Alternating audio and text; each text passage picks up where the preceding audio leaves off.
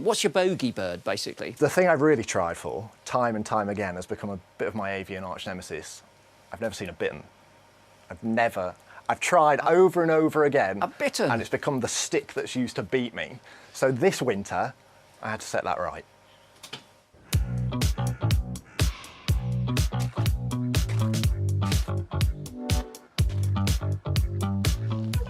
Here at RSPB Old Moor, a fantastic nature reserve in the heart of industrial Yorkshire.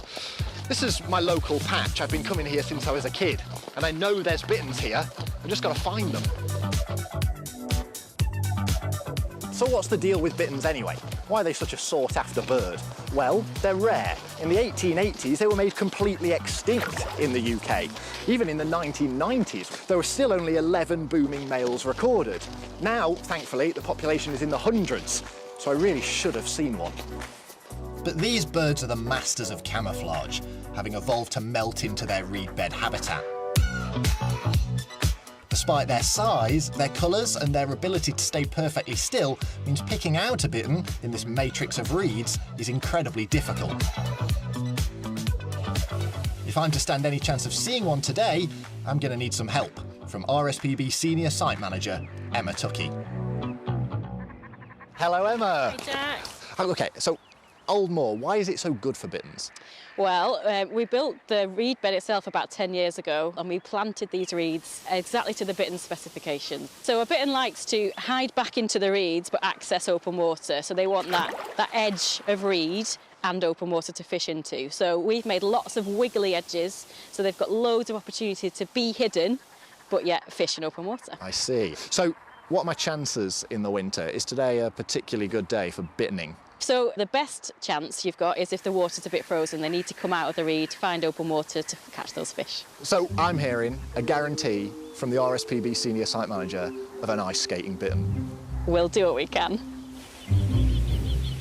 With Emma's advice, I'm off to the optimistically named Bittern Hide.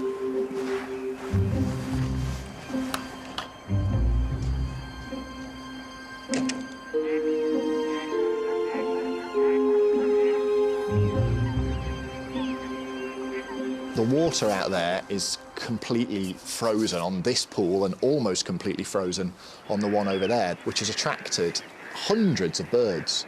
There's shovelers, shelducks, coots, cormorants, gulls. Do you know who's not there? Bitterns, the introvert of Old Moor. It's not long before that old familiar feeling starts to set in, and the memories of so many previous attempts start to haunt me. You start to see it in your dreams after a while, reed beds, waving.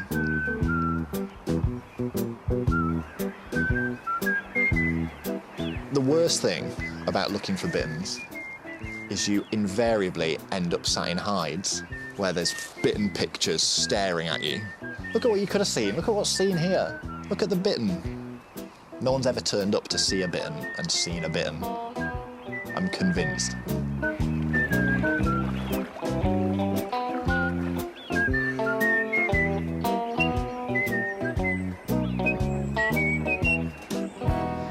It was a bit of a stretch to think that after 3 decades of searching for this bird, I'd be able to turn up and find it in one day.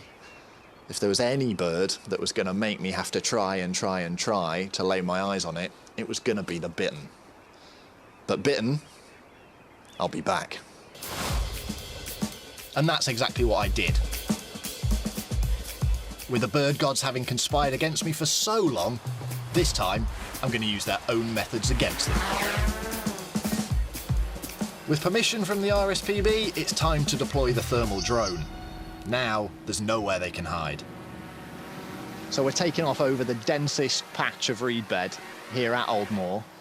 So hopefully our eye in the sky is going to help us locate where these bitterns are hanging out.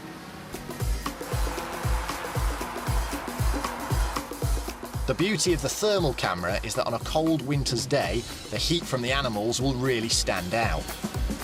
What are all those, don't they? They are... Looks like an apocalyptic amount of coots. There's so many. So many. Oh, hello. What are you? I mean, that's in a good spot.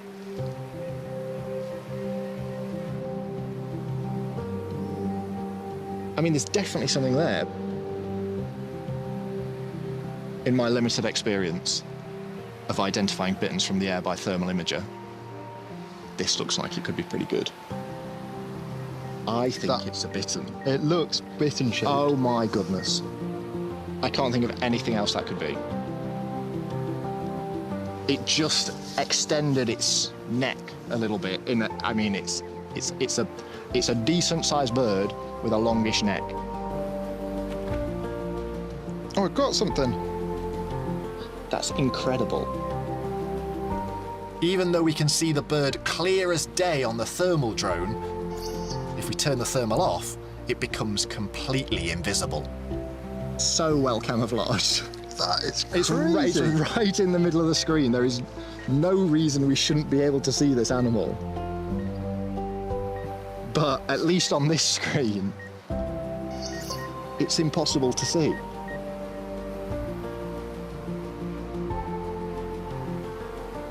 I didn't think this was going to work.